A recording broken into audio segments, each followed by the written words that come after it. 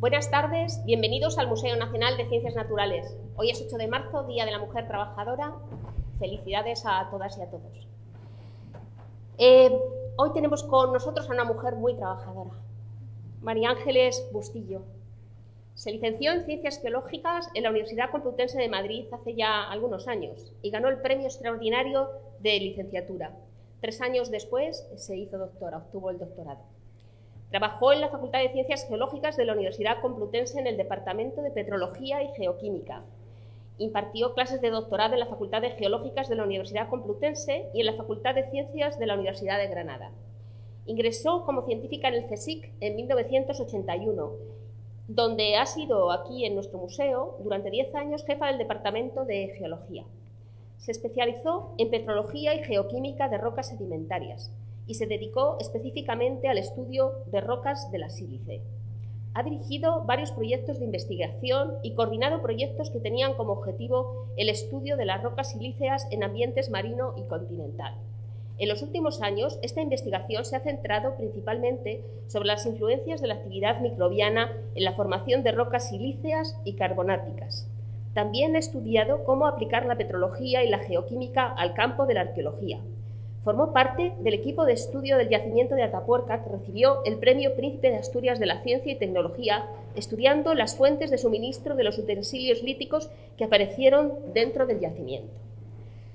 Y hoy nos va a hablar de muchísimas de las geólogas que la precedieron. Gracias. Muchísimas gracias, Josefina. Bueno, y también quiero agradecer a los amigos del museo, a la sociedad esta, por darme la oportunidad de un día tan señalado poder hablar de una serie de mujeres que a mí me han impresionado pues, por su fortaleza y por su afán de lucha para vivir la vida que ellas querían vivir. Tengo que decir, así antes de empezar, que claro, es una conferencia que la podíamos clasificar como historia de la ciencia, porque acabo cuando empieza el siglo XX. Entonces, sucede que las investigaciones en historia de la ciencia pues, se han hecho fundamentalmente en Gran Bretaña y Estados Unidos, con lo cual el número de mujeres de Gran Bretaña y de Estados Unidos pues, supera a muchas otras. Eso, ahí hay un sesgo. Y luego el otro sesgo ha sido impuesto por mí en el sentido de que cuando ya llega el siglo XIX hay demasiadas mujeres para ser abarcadas en esta conferencia. Y entonces yo he tenido que escoger y he escogido pues unas por su vida, que me llamó la atención, otras por su especialidad, porque tengo que decir que domina mucho la paleontología y entonces a lo mejor en el siglo XIX yo ya me he inclinado en otras áreas y especialidades de la geología. Por lo tanto, son todas las que están, pero no están todas, y eso quería decir.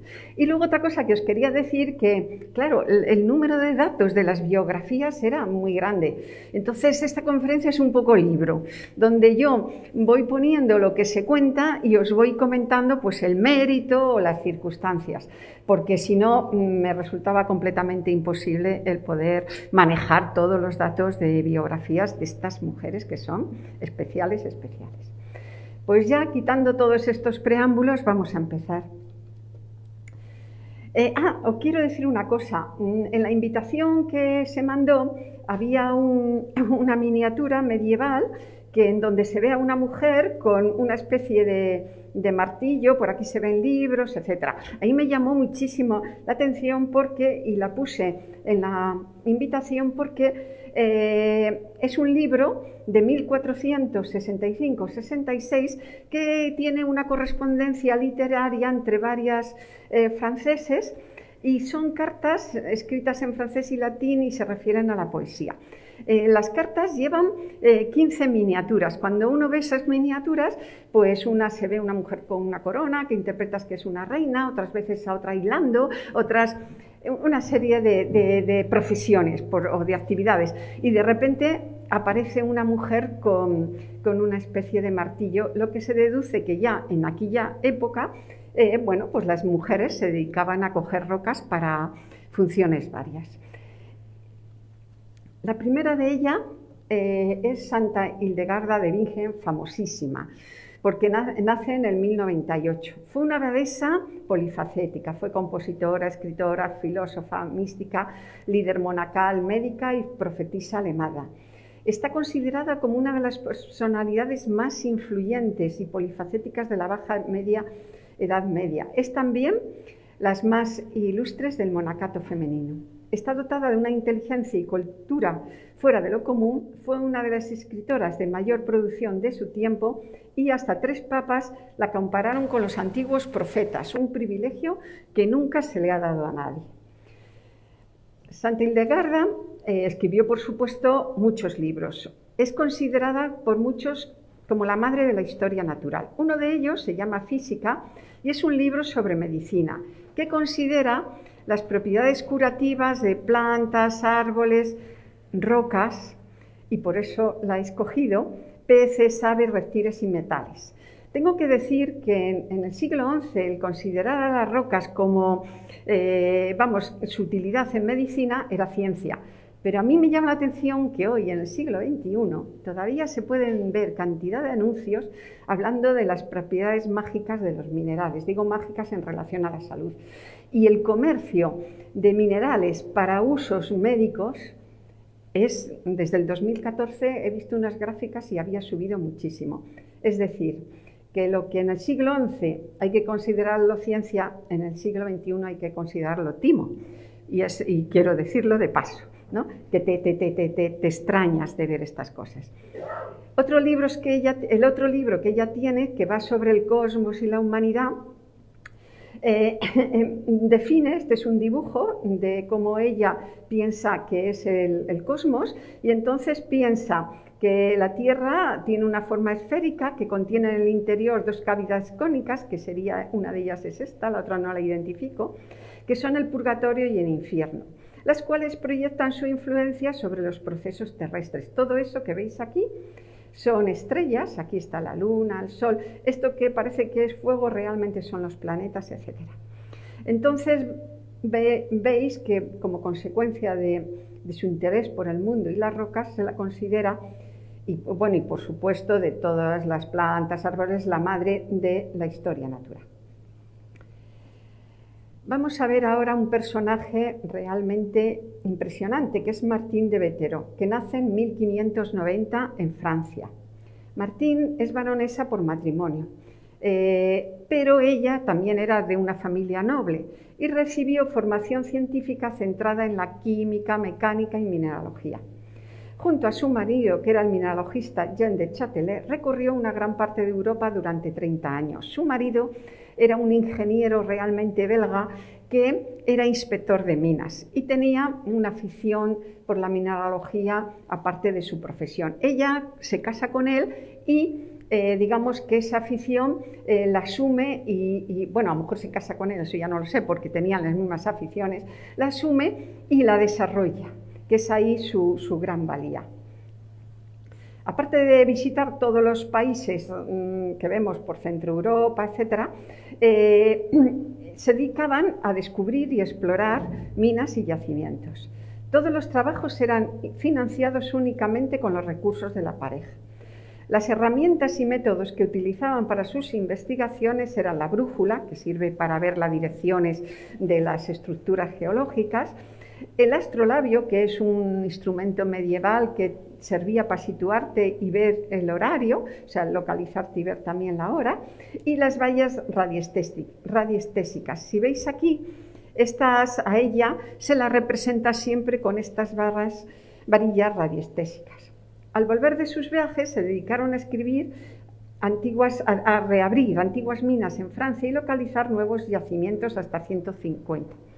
Entre 1620 y 1640, y aquí es donde está, digamos, lo que te hace ver lo que era Martín para la investigación, ella se dedica a escribir varias obras sobre metalurgia, tipos de minas, fundiciones y métodos científicos de localización de yacimientos.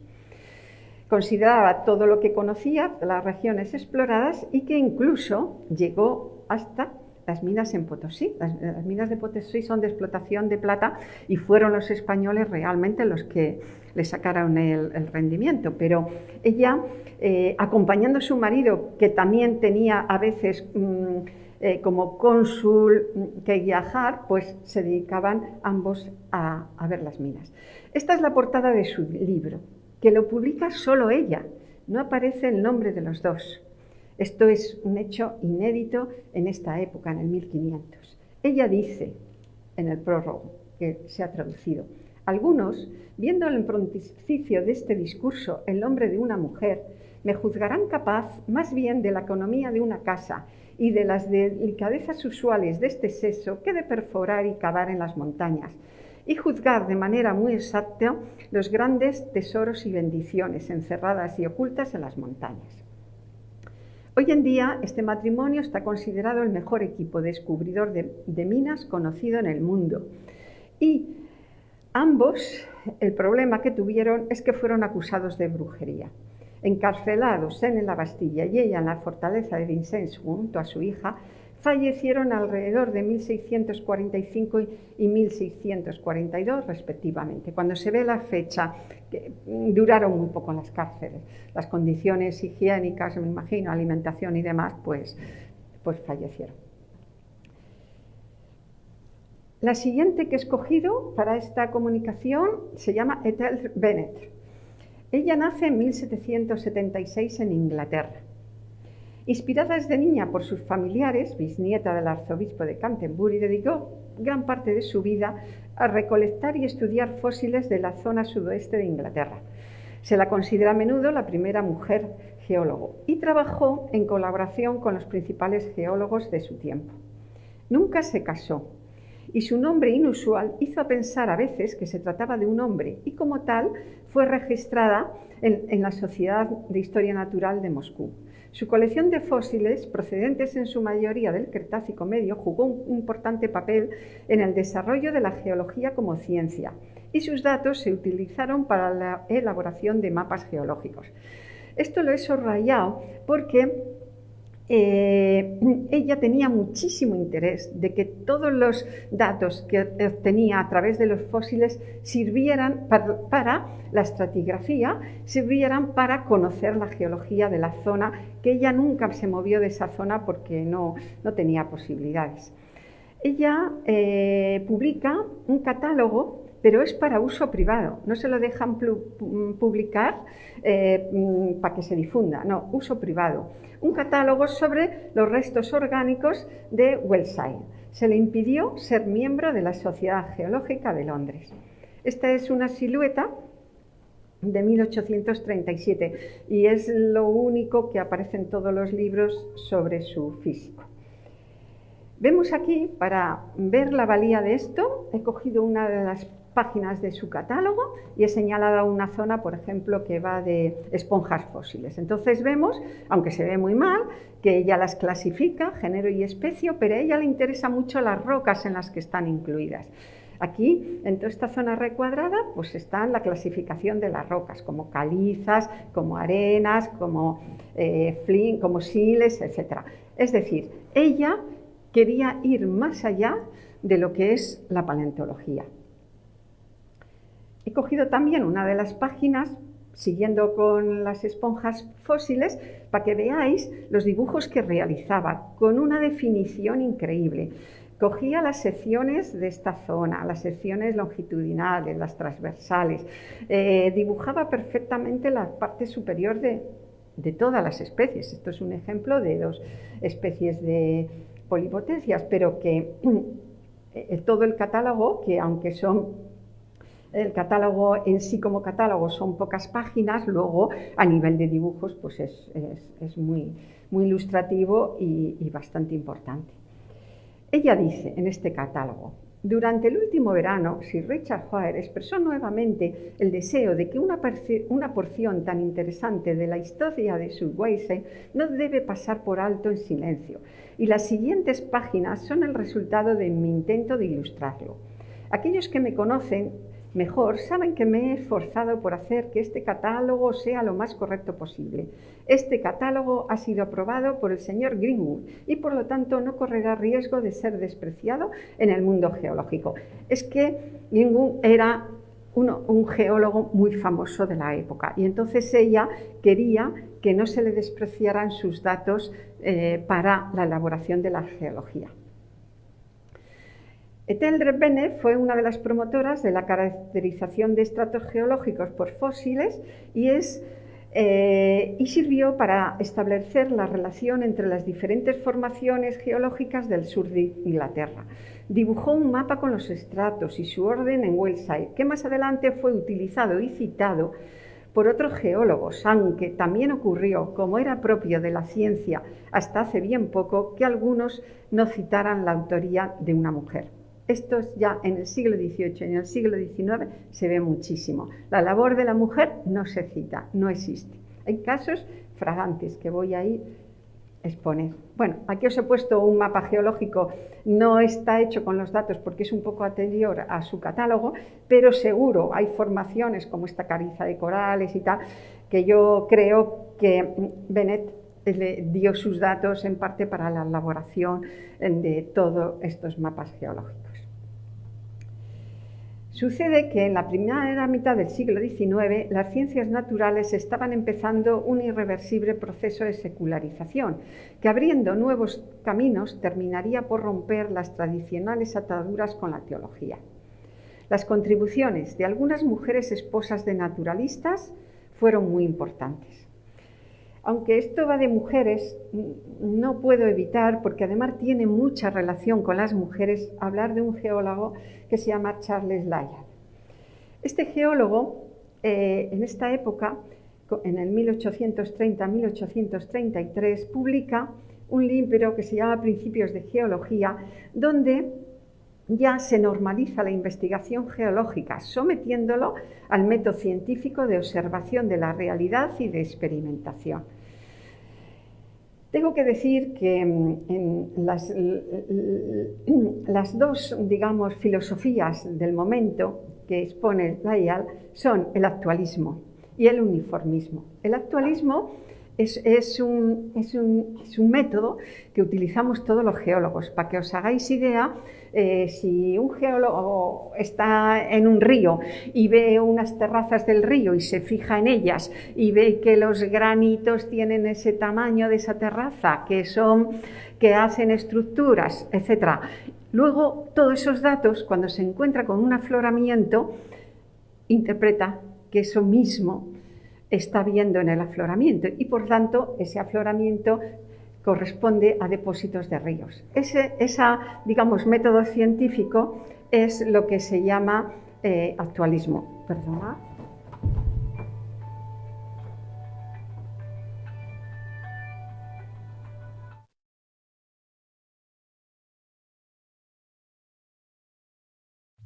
Lo siento muchísimo.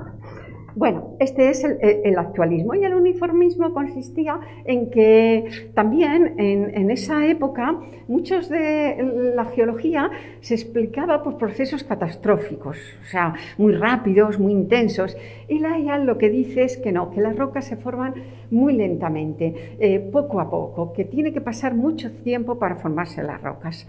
Entonces, la geología está cambiando, como podéis ver, ya no tiene esas ataduras con la teología y esta nueva época hace que florezca mucho las críticas científicas, que se formen las sociedades científicas de geología, está habiendo una gran apertura, digamos, de la ciencia. En este sentido voy a hablar de Charlotte Murchison, que nace en 1788. Esta mujer nace en Inglaterra. A los 27 años se casa con un militar, ¿no? que luego fue un geólogo muy famoso.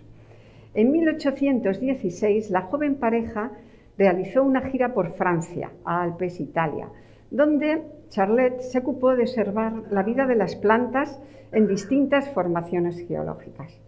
Esto lo he señalado por una cosa. Estaba bien visto en esta época que las mujeres que quisieran tener actividades intelectuales, pues se dedicaron a estudiar plantas y les gustaba la naturaleza y lo fomentaban bastante. Entonces, esas mujeres pasan de ser unas estudiantes, de estudiar la botánica, les llama la atención las rocas y entonces empiezan a estudiar las rocas, llegan a las rocas a través de la botánica. En Roma, los Murchison se hicieron amigos de Mary Somerville, que es una matemática y científica, quien más tarde escribiría sobre ellos en su autobiografía. Charlotte dibujaba muy bien y lo que era raro en ese momento, ella había estudiado ciencias, especialmente geología, y debido principalmente a su ejemplo, su esposo, que os acordáis que era un militar, se concentró en aquellas actividades en las que luego obtuvo gran relevancia, porque este geólogo llegó a ser muy famoso. Bueno, aquí es una caricatura de ella hecha por un geólogo, porque antes he contado que era costumbre que las personas que tuvieran inquietudes intelectuales de las mismas características, pues se reunieran, hicieran viajes juntos, se conocían mucho. Era como, pues como en el ámbito de los artistas, ¿no? Que se reúnen y tal. Pues ellos también lo hacían. Y entonces esa caricatura se la ve disipando la oscuridad que cubría el mundo con la luz de la ciencia. Vemos aquí también unos dibujos antiguos que ilustran los viajes que hacían los científicos. En este caso, este viaje lo hace Charles Lyell, os acordáis que antes os he comentado lo del libro, y el matrimonio Murchison. Ellos viajaron por toda Europa. Y también veis que en la zona también de centro de Francia, incluso fueron al Pirineo. Y en ese largo viaje, que hay que imaginarse lo incómodo que tienen que ser todos estos viajes para estudiar geología, porque claro, la geología, para hacerla, hay que visitar los montes. Uno llega a un punto y tiene que subirse a un cerro para ver lo que hay ahí y bajar y subir al de enfrente. O sea, hoy en día tenemos unas tecnologías que esto está muy suavizado, ¿no? Con tanta foto aérea y con tanta tecnología que ya la cosa ha cambiado. Pero en aquella época es que era un trabajo, el trabajo de campo era sobre todo muy duro. Entonces, los artículos los publicaban los dos hombres y en ellos resultaban, daban los datos científicos de estratigrafía, de geomorfología, pero son las notas inéditas, los cuadernos y las cartas de estos viajes las que hacen ver la gestión de tareas y rutina diaria durante el viaje. Los hombres decidían sobre las rutas y temas de investigación y recorrían largas distancias a pie haciendo las secciones estratigráficas y las correlaciones, mientras que era tarea de Charlotte gran parte de la recogida de fósiles y dibujar paisajes y estructuras geológicas. ¿Veis aquí en la parte de abajo?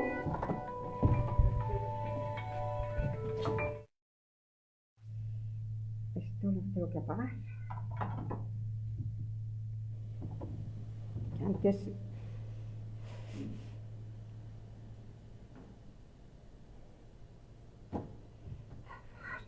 vale, ya. Como ella hablaba francés con gran fluidez, pues hacía una cosa que hacemos también los geólogos. Cuando vamos a una zona que no conocemos, intentamos conocer a la gente que vive por allí. Hoy en día pues será gente que son de la zona, pueden ser pastores y tal, porque ellos te ayudan muchísimo. Ellos te pueden decir, estas rocas, pues sí, están iguales allá arriba, o decir, pues allá arriba no están. Y ella era la que visitaba a los expertos locales cuya experiencia podría aumentar el éxito de la expedición, porque ella hablaba muy bien el francés, aunque era inglesa. Vemos aquí el dibujo hecho por ella y donde se ven los pliegues, cómo marcaba las estructuras geológicas que ella iba viendo. Y ahora vamos con la top de la top, para mí, porque hasta ahora hemos estado viendo mujeres en ambientes, vamos a decir, entre comillas, propicios, ¿no? Gente, como era lógico, que no necesitaba trabajar para vivir, gente que, bueno, tenía sus inquietudes, pero que eran apoyados entre ellos, así. Y ahora vamos a ver a una mujer que nace en 1799, que se la define como paleontóloga y recolectora de fósiles. Y ahora vamos a ver por qué.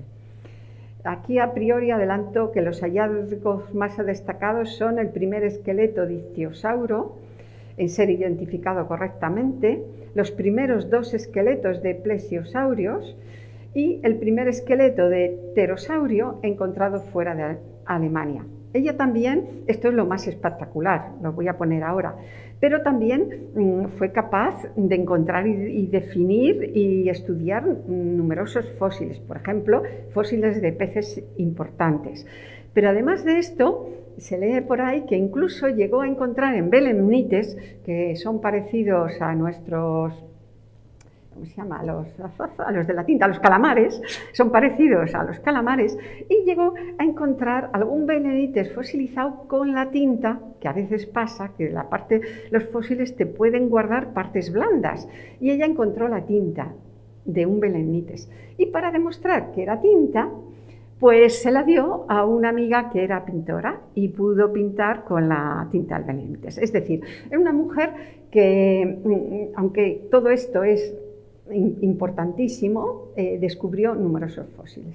Vemos aquí un retrato de ella, se la representa con el martillo, como antes os dije, y bueno, y aquí está su perro y una formación de transgeológica. Vamos a ver cuál es la vida de Mary Annie. Nació en un pueblo costero, al sur de Inglaterra, en una familia pobre, donde muchos de sus hermanos no sobrevivieron. El padre de Mary murió cuando ella tenía 10 años y ella tuvo que dedicarse a recoger conchas y restos marinos a la orilla del mar y venderlo a los turistas. En el sur de Inglaterra, en esta época ya había turistas, no, el turismo no es del siglo XX. Siempre viviría al borde de la pobreza y tuvo muy poca educación formal, aunque aprendió a leer y a escribir. Descubrió numerosos fósiles, haciendo una contribución enorme a la comunidad científica, muchos del Jurásico, como los que antes os enseñara. Científicos visitaban a Mary para comprarlos y estudiarlos, aunque eventualmente ella hizo amistad con un científico que le ayudó a montar su propio negocio para que pudiera vivir mejor, pero siempre vivió precariamente. Salvaba los fósiles para que luego los hombres escribieran sobre ellos en publicaciones científicas, ocultando la contribución de Annie. Charles Dickens escribió sobre ella, la hija del carpintero que se ganó un nombre por sí misma y que lo merecía. Mirad, esto es el hall de... ella tiene un hall en el Museo de Historia Natural de Londres. Este es un ictiosaurus. Fijaros, creo que la cabeza la encontró el hermano, porque al principio trabajaban juntos. Luego el hermano ya se dedicó, creo que era a cosas de muebles, como el padre, etcétera, a tapizar muebles y eso. Y entonces, pero bueno, ella es la descubridora. Fijaros qué cantidad de vértebras, fijaros la definición de todas las partes de este fósil y el tamaño que tenía, Además, descubrió, este es el plesiosaurio. Esta foto es una reproducción que existe en el Museo de Ciencias Naturales de París. No es la del Museo de Londres porque no le encontré ninguna foto así. Esta me parecía más espectacular, con todas las partes, vamos, una cosa increíble. Y que ella lo reconstruyera, porque, claro, encontrarlo puede ser una suerte, pero reconstruirlo y reconstruirlo correctamente, eso tiene un mérito increíble.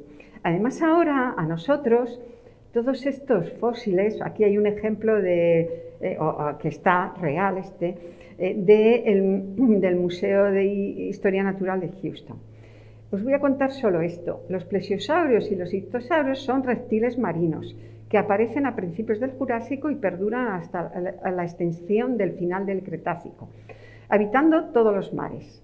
Son popularmente concebidos como dinosaurios, pero no están clasificados taxonómicamente como tales.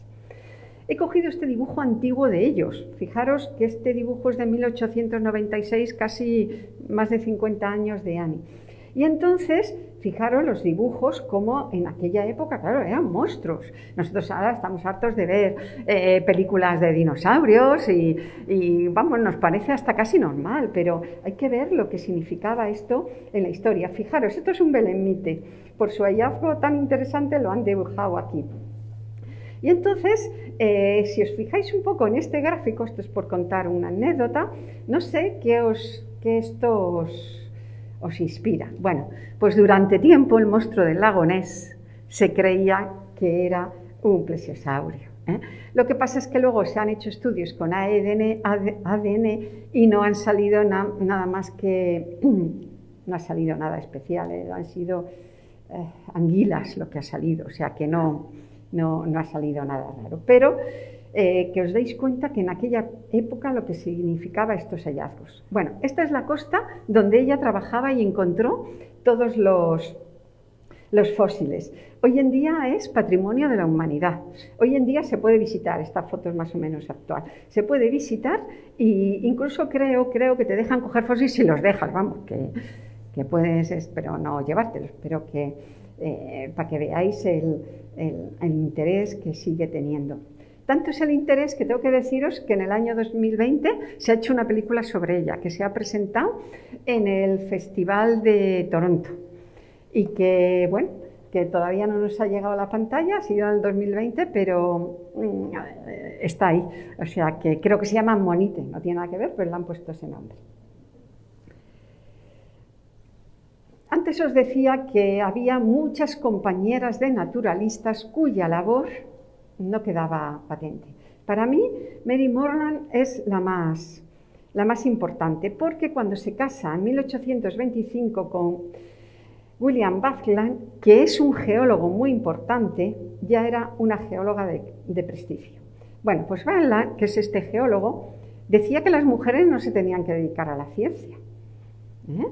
Y ella participaba en todas sus investigaciones. Existen cartas de los hijos alabando la labor de su madre como científica, que están publicadas, porque ellos lo estaban viendo y el marido, que era, se suponía un gran geólogo, no lo admitía. Su filosofía era que las mujeres no se podían dedicar a la ciencia. Y de hecho, él fue uno de los que compraba muchos de los fósiles a Mary Annie. Bueno, hay muchas. Tenemos también a Mary Elizabeth Horner, que se encuentra aquí.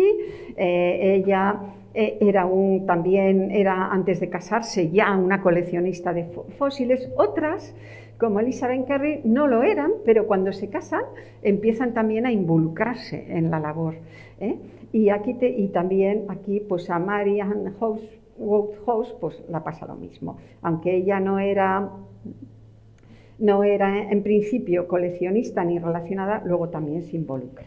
Pero la labor de todas ellas, nada, no queda registro casi. Esta mujer, que nace en Inglaterra en 1810, es una mujer muy especial. Barbara Randall Hastings. Ella tiene 7 hijos, es una mujer también de la nobleza o muy bien situada, y no tuvo ningún problema para dejar de lado las labores de hogar para dedicarse a la búsqueda de fósiles y escribir algunas obras sobre geología. Fue una recolectora de fósiles especializadas en vertebrados, paleontóloga y geóloga.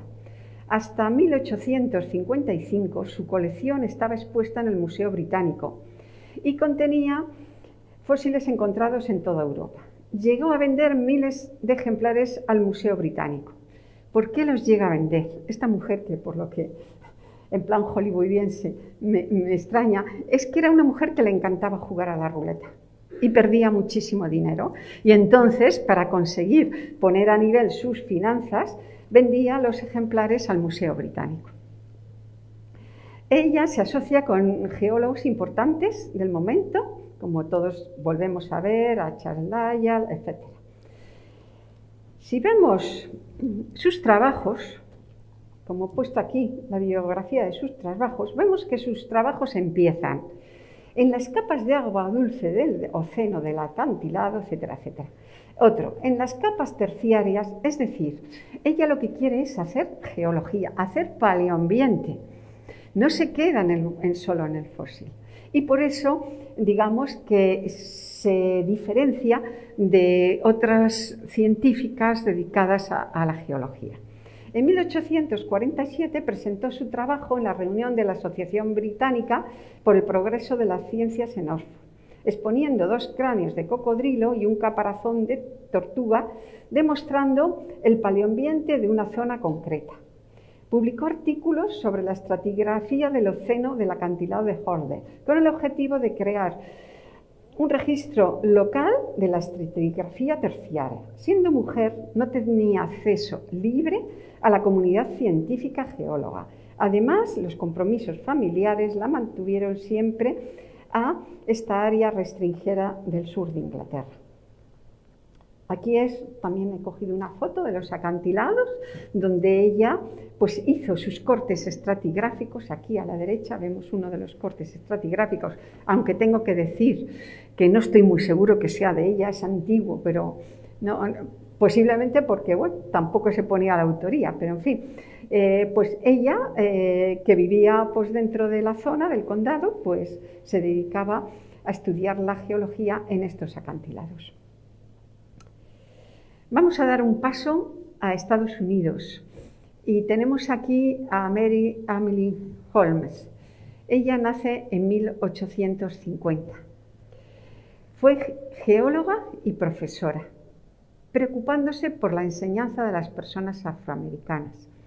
En 1887 obtuvo su doctorado en paleontología en la Universidad de Michigan y fue el primer doctorado en geología que se otorgó a una mujer en Estados Unidos.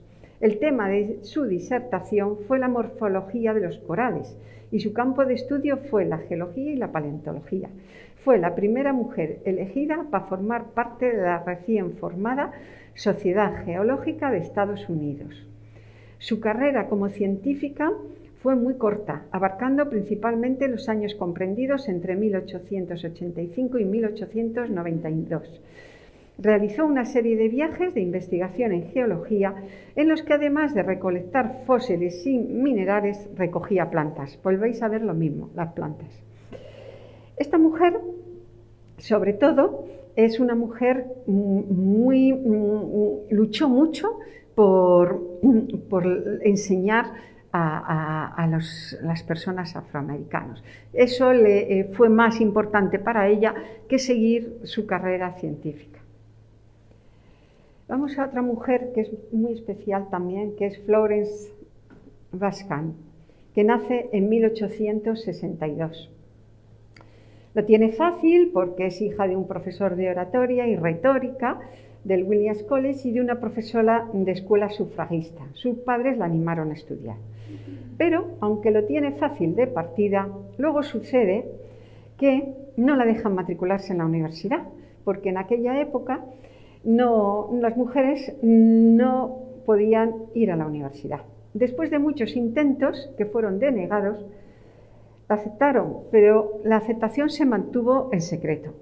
Es más, se dice que tenía que ir a clase y podía oír las enseñanzas, pero siempre detrás de una cortina. No podía quedar patente que ella estaba allí. Llegó a obtener el doctorado en geología. Fue la segunda mujer en obtener tal reconocimiento, ya que la primera fue Mary Emily Holmes. La tesis doctoral de Florence la convirtió en una afamada geóloga y tuvo y tiene actualmente mucha influencia en la geología moderna. Demostró petrográficamente. ¿Qué pasa ahora? La ciencia está avanzando. Ahora ya se usan microscopios. Y entonces ella, sus trabajos, introducía la petrología que podía estudiar a partir de hacer láminas delgadas de las rocas. Entonces eso era un avance en la época muy importante. Estos estudios eran novedosos, no solo por el descubrimiento realizado, sino también por las técnicas, los que digo. La calidad de la disertación hizo que fuera la segunda mujer elegida miembro de la Sociedad Geológica de Maine después de Mary Emily Holmes. Posteriormente, se convertiría en miembro del Consejo y vicepresidenta de esta asociación. También fue la primera mujer contratada por el Servicio Geológico de Estados Unidos. A los que estáis fuera de este mundo, a lo mejor la Sociedad Geológica, el Servicio Geológico, casi os parece que son dos maneras de hablar de lo mismo o no sé, pues no, son cosas muy diferentes. Un servicio geológico, que lo tienen todos los países, son los que se dedican a hacer la geología, el Estado se dedica a hacer la geología del país. ¿Por qué? Porque se necesita una geología básica para luego todas las obras públicas, para echar las vías de tren, para las carreteras, para todo. ¿Qué pasa en los servicios geológicos? Pues el trabajo es muy de campo. Es un trabajo muy duro, con lo cual no querían a las mujeres.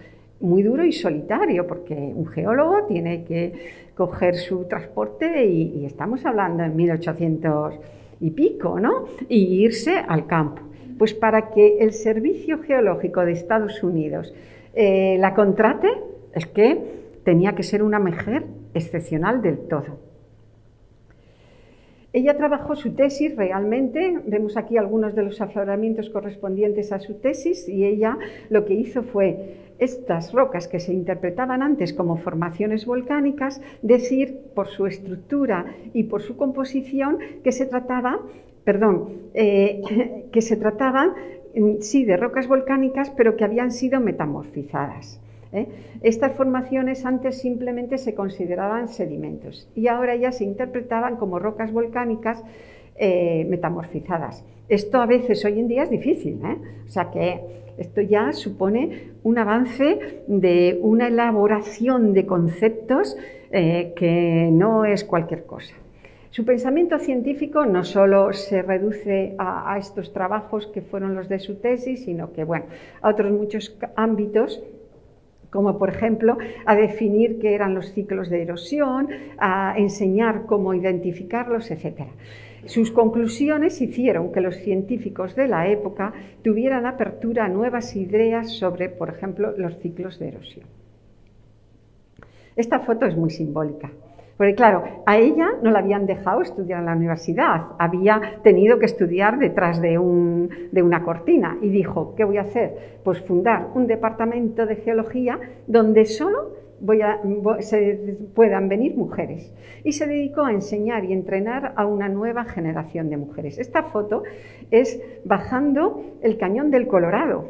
Ella y sus, que creo que es, no sé si es la tercera, ahora no me hagáis caso, y ella hacía las prácticas de campo con las mujeres, que podéis ver que tienen que ir en burro, la vestimenta que lleva, en fin, no es una cosa muy práctica, ¿no?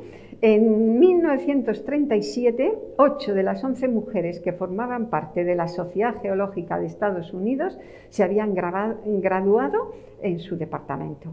Se retiró de la docencia en 1928, pero continuó trabajando en el Servicio Geológico de Estados Unidos hasta 1936.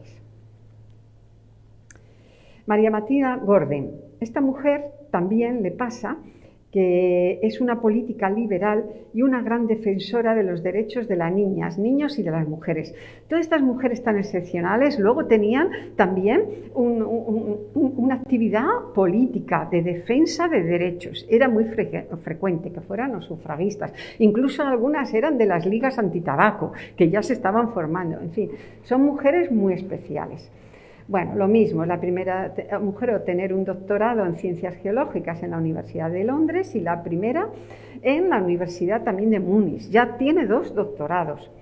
Realizó sus investigaciones geológicas en el sur del Tirol, en una zona que forma parte de las Dolomitas, que se creía formada a partir de restos de atolones de coral de un mal antiguo. O sea, hasta aquella época, cuando ella empieza a estudiarlo, se interpreta así las Dolomitas. Pero ella va con una nueva idea y mete ya la tectónica para interpretarlo, que ya también supone un salto, que con su teoría de la torsión en la corteza, según la cual las montañas se habrían formado por el empuje, la torsión y el plegamiento de la corteza terrestre.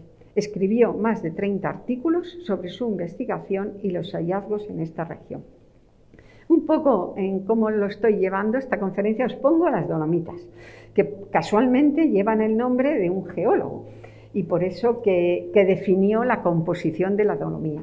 Entonces, fijaros lo que son las Dolomitas. Empezar a hacer aquí estudios de geología de tectónica, que si vas a hacer de petrología, coges las rocas, en fin, pero tectónica, que supone lo que decimos los geólogos, patearse la zona.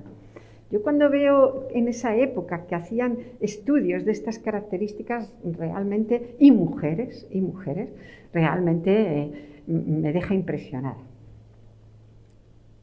Bueno, ya estoy un poco acabando y he escogido esta mujer que ya está en el siglo XX casi, pero es rusa. Y como siempre estaba hablando de los mismos países porque no hay documentación de otros sitios, yo me imagino que, por ejemplo, en Egipto que tenía una medicina muy evolucionada, seguro que el uso de rocas para, en plan de medicina, vamos, tuvo que haber mujeres muchísimas. O sea que hay culturas en China, pues una simple rusa, no hay datos de Rusia, que la tenemos aquí cerca, ¿no? Datos que yo pueda leer, porque claro, posiblemente en ruso sí que haya datos de la historia de la ciencia, sin lugar a duda. Es una geóloga marina que se llama María Vasilievna Klenova. Fue una de las personas fundadoras de la ciencia marina rusa. Durante unos 30 años investigó las regiones polares y se convirtió en la primera mujer científica en investigar en la Antártida. Contribuyó al primer Atlas Antártico soviético. Trabajó como miembro del Consejo de Investigación de la Antártica de la Academia de Ciencias Rusas. Se unió a la primera expedición antártica soviética en 1955 y trabajó con las expediciones nacionales australianas de investigación antártica. Lleva su nombre, el Valle de Klenova, que está al norte de Groenlandia, el monte submarino Klenova, que está a unos 450 kilómetros al este de Brasil, el cráter Klenova en Venus y el pico Klenova en la Antártida. Yo, por curiosidad, empecé a sacar documentación de esta primera expedición antártica soviética, evidentemente en inglés, no en ruso, y no vi ni un solo, no la vi, siempre vi algunas referencias a hombres. Entonces, bueno, pues ahí está. Y para acabar un poco, he escogido a esta mujer que ya nace en el 1904, porque es que también me llamó la atención, que es Eileen Guppy. Aparece en los anales de la historia de la ciencia como la primera mujer en incorporarse como geóloga a la plantilla científica del Servicio Geológico Británico, lo que os decía antes, al Servicio Geológico. Esto ocurría en 1943, en plena Segunda Guerra Mundial. Cuando lo consiguió, llevaba trabajando como asistente técnico del Departamento de Petrografía de dicho servicio desde 1927. Había accedido a esta ocupación tras graduarse con honores en geología en la Universidad de Londres, pero sí pudo mantenerse en ella. Fue gracias, entre otras cosas, a haber renunciado a cualquier posible intención de casarse, ya que hasta 1975 las mujeres del Servicio Geológico Británico estaban obligadas a abandonar su puesto de trabajo tras contraer matrimonio. Entre sus logros cabe destacar la publicación de 2 libros, que bueno, pongo ahí, y tras retirarse en 1966 y en recompensa a sus 39 años de sacrificada dedicación, fue reconocida como miembro de la Orden del Imperio Británico. Al final intentaron resarcirla. Sé que a estas alturas vais a decir, ¿y en España? ¿Y en España? Bueno, pues en España, lo que antes os decía, no hay estudios de historia de la ciencia. Una compañera me llegó a decir un nombre, y es una mujer que fue fundadora de la Real Sociedad de Historia Natural, pero que le gustaba la geología, pero hay una referencia que le gustaba la geología, pero no realmente que ejerciera o que hubiera hecho algún trabajo en geología. Bajo la, digamos, dirección de Ana Alonso Zarza, actualmente directora del IGME, pues que antes era la presidenta de la Sociedad Geológica, se formó una comisión de mujeres y geologías de la Sociedad Geológica de España. Y entonces hay dos publicaciones, una del 12 y otra del 16. Entonces en esas publicaciones las primeras mujeres, aparecen muchas más, me he quedado en el año 30. Las primeras mujeres que aparecen, pues vemos a la mayoría de ellas, inciso, sí las he conocido. La primera nace en 1905, fue una mineralogista, luego de Arenas, luego vemos como 7 o así de los 20 y tantos, luego ya en los 30 y tantos, 8 o 9, y según vamos viendo, pues cada década van aumentando. Todas ellas pues trabajaron en ramas de la geología diferentes, estratigrafía, geoquímica, paleontología, tectónica, en fin, están representadas todas las especialidades de la geología. Bueno, pues nada más, muchas gracias por vuestra asistencia. Y bueno, aquí hay una bibliografía, aparte de lo que he ido citando para los gráficos que he ido poniendo, las fotografías y tal, hay 2 páginas de mujeres que se llaman, una de Mujeres con Ciencia y otras Mujeres Bacanas y tal, páginas web donde hay muchísimos datos. Pero a pesar de todo esto, pues hay una bibliografía interesante sobre estas mujeres.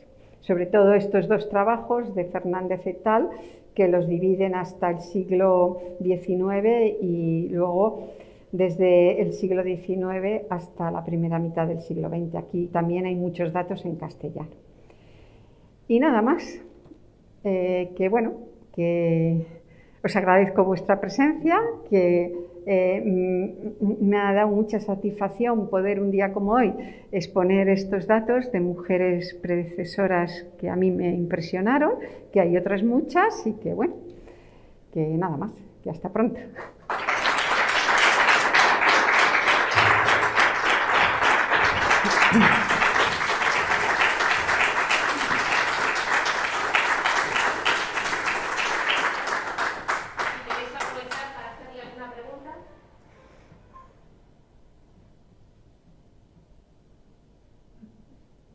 ¿Cuándo vas a la Cabrera? Nada. ¿Por qué no has puesto alguna española? Pues ya te comentaba, porque las pioneras, a ver, entonces ya tenía que entrar en el siglo XX. Hombre, la geóloga más famosa, pues si quieres, Carmina Virgili, que también llegó a tener un cargo político porque fue secretaria de Estado. Pero claro, ¿a quién cogía? O sea, que es que también se podía hacer una conferencia solo sobre ellas, por ejemplo, pero yo he ido a las que tenían unas condiciones sociales y una manera difícil de moverse, porque ser geólogo es viajar y moverse, y por lo tanto pues decidí poner el límite a comienzos del 20, que también a principios del 20 tiene su mérito. Por ejemplo, Carmina Virgili, la que os decía, a mí alguna vez me dijo, ella iba al campo con su nana, porque claro, ir al campo sola era un problema. ¿Tú por qué te hiciste geóloga? Una cosa tan fea y no habla y no se mueve. Bueno, yo siempre he dicho que yo tengo una rama aventurera. Entonces, a mí me gustaban más las ciencias que las letras. Y cuando llegó la hora de escoger, en mi época, el primero de carrera era de matemáticas, física, química, biológicas y geológicas. O sea, daba acceso a todas las carreras de ciencias. Y yo, la que vi más con posibilidad de aventura fue la geología. Y realmente, pero yo siempre digo que soy una aventurera cobarde, ¿eh?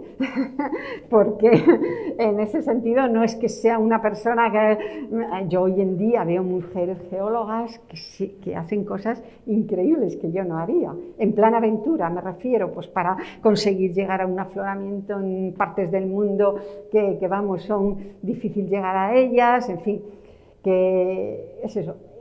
También una decisión de niñez. Hay que pensar que en nuestra época decidíamos las carreras, yo además que no había pedido curso, pues no sé, a los 16 años, ¿verdad? Esas decisiones son completamente de niña. No tenía una vocación. Si lo que piensas es que ni en mi familia, bueno, cuando se lo dije a mi padre, se quedó con los ojos cuadrados.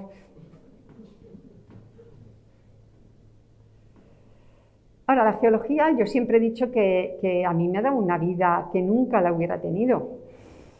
Ya simplemente cuando entrabas en la carrera y llegaban las prácticas de campo y podías ir, estoy hablando de hace que yo ya tengo muchos años, donde las mujeres salir solas por ahí de viaje, en fin, y tú por el hecho de ser la profesión que hacías, tenías esas libertades, podías ver sitios de naturaleza exquisita, que de otra manera nunca hubieras llegado. Hasta hace poco la gente...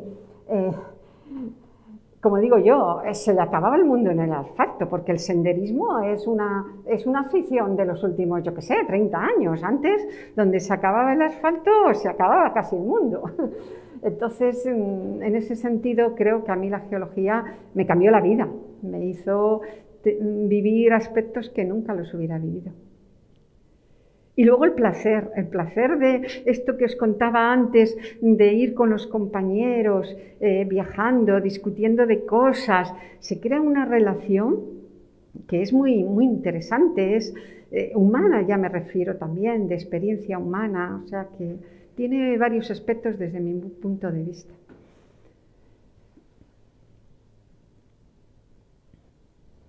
Pues si no tenéis más preguntas...